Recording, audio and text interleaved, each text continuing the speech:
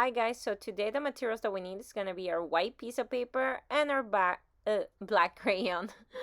We're going to do our forms, quote unquote, parentheses 3D shapes, right? So I'm going to teach you one by one how to do it. We're going to do at least maybe 6-7 shapes. You can write that down on the top of your page and we're going to start. All right. So first we're gonna make a line, then another line going down. It's like we're making a rectangle, right? Small rectangle. And then we're gonna make a side line, whoop, going up to the side, up. There you go. And you do the same thing for the bottom corner, and then you unite them. And we do the same with the other side. We unite them with a straight line. You can also do this with your ruler if that helps. We're gonna add some dotted lines for the lines that are supposed to be inside the three-dimensional shape. There you go. Next shape is gonna be a sphere. So we're just gonna draw a circle. Very simple.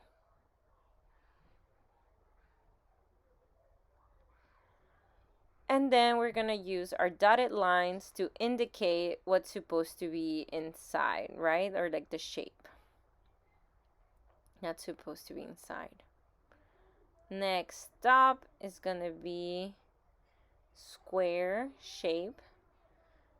So we're first going to start with a square, like a basic 2D square. And then we're gonna do our lines to the side, this time the opposite side, right? So side line going up, side line going up, and then we put them together. And don't forget your dotted lines for the lines that are meant to be inside, to show the inside area of your 3D shape. That's what makes it three-dimensional right now. Otherwise, it would just be like a bunch of lines. Whoop. This is going to be our cone. Like a V going down, right? Looking down. But with the, instead of having a straight line, we're going to do a round line. There's a semicircle. And adding dotted lines. Next up is going to be our cylinder. For the cylinder, we have two parallel lines, right, that they don't touch. And then we're going to connect them with round shapes. Ooh, there you go. And our dotted line for the bottom part. That's our cylinder. Next up is going to be our, I think it's our pyramid. Yeah? Let me see. No, it's not a pyramid. Whoops. Almost. We can start with a triangle. There you go. Then side line going up. And then a side line going down. And then the same going back down. And then again we add our dotted lines to make sure we're giving that three-dimensionality to our forms, to our 3D shapes.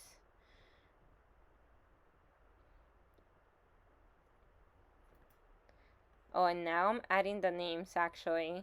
So let's see what we have here. Rectangular prism.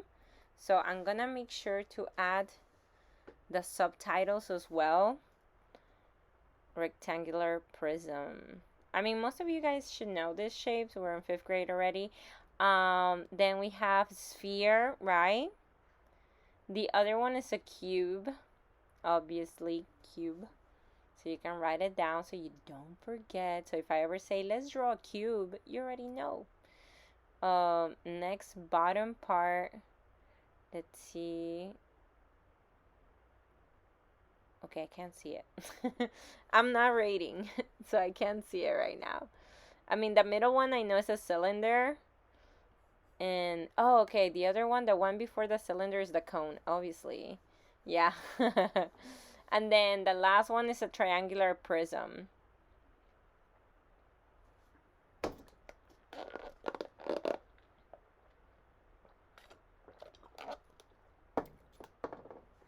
I hope you guys are writing it down with me. I'll make sure I'll pause it for the last one at least. Let's see. Oh, for the last one, I have the pyramid. Yes, let's write it down. Pyramid. I knew it because I remember the first year teaching, I did the pyramid. All right, so the pyramid is going to be like an arrow, right? We do a line. Whoop. Let's go. And then like an arrow. So 2 side lines, right? And then we connect it. And that's it. It's not that complicated. And we add our little dotted lines to make sure that we make it seem three-dimensional.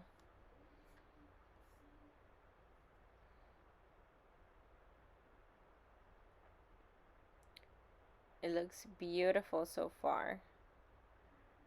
Okay. There you go, guys. So we have all of our shapes. I'm very pleased how it came out. We only needed white paper and our black crayon and maybe a pencil to write the name. And now we're gonna flip our page. And we're gonna talk about values and our value scale. I think we already did our value scales, if I'm not mistaken, last class. We did different values, but now we're gonna put it into practice.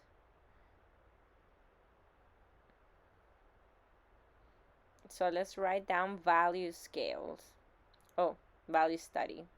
I apologize. Value study. And let's start. So we're gonna make a rectangle.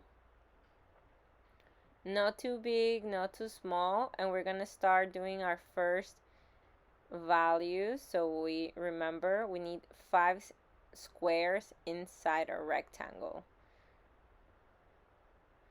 And it's okay if you make a mistake on the first one, because remember the first one is gonna be your darkest value. There you go. Awesome.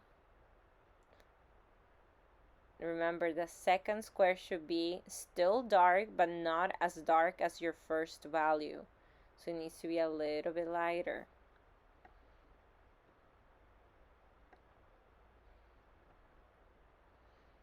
The middle section should be your medium value, so it's starting to get lighter. You can see it.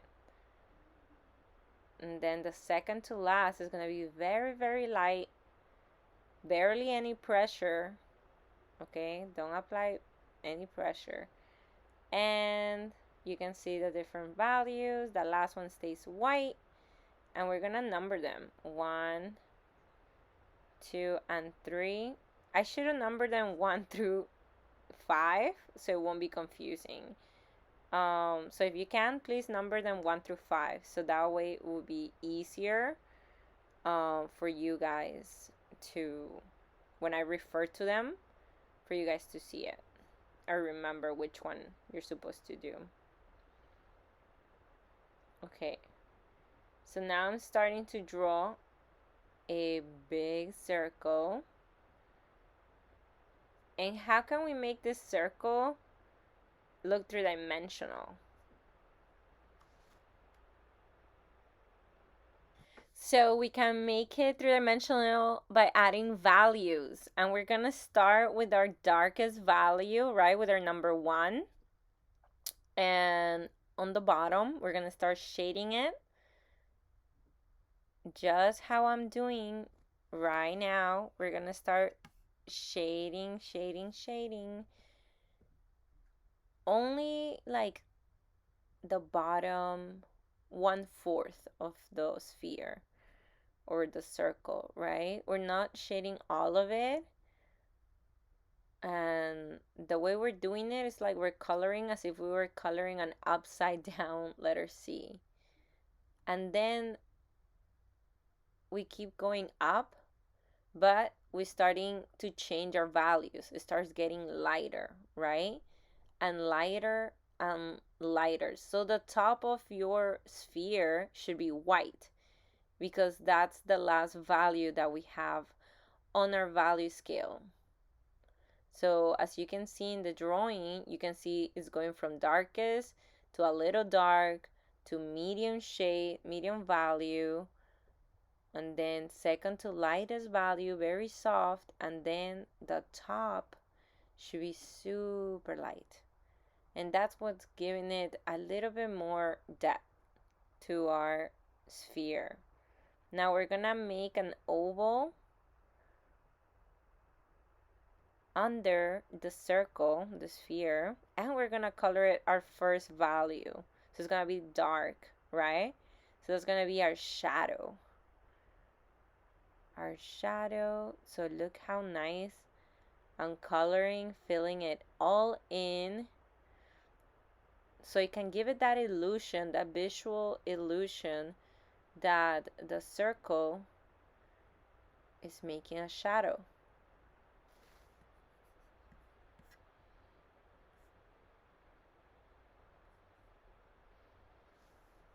Take your time. There you go. And now we're gonna make like half of, like on the, I don't know, like try to eye it out. Well, I do know. And make two lines right at the center of your sphere. So two lines coming out, not in, out, as you can see in the video. And you're gonna choose your medium value, medium value actually. Your medium value should be the color of the top area in your background, because we have the top area and then we have the bottom area, right? So, and as you can see, I'm starting to color darker on one half of the circle. That's again a trick to give that illusion that it's the sphere is popping out, right? So you guys, as you do it, you're gonna start seeing it as well in your paper.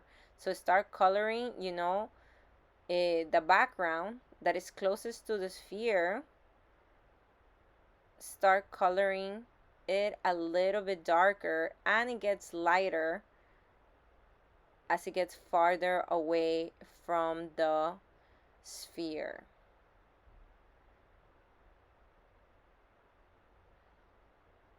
You can do this with your pencil and crayon. I said crayons just so you guys could see, like, I love how it looks, with a crayon, because the black gets really, really dark, right? Whereas with your pencil, you might not get the same, strength of the color, how vibrant it is. It might not be the same, but you can still get the same effect. So now I'm finishing coloring the background, the first half of my background, the first top half, right? I'm still on one side, is still a medium shade, a medium value, and on the other half is like the first value and second value. So we have 1, 2, 3 for the background.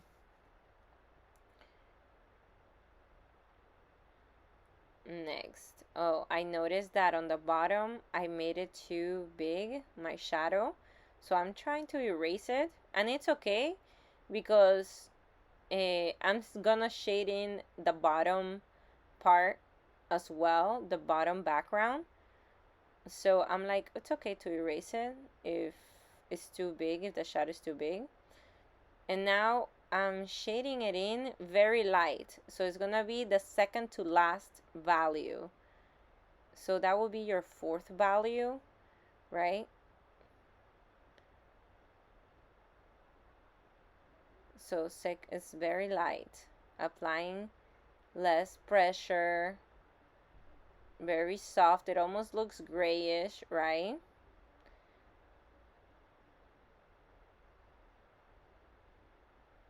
And that's why it didn't matter if I erased it, because it was still gonna give you the same value, thankfully. Oh, it looks beautiful. Oh my goodness, guys, that's it. That was easy peasy.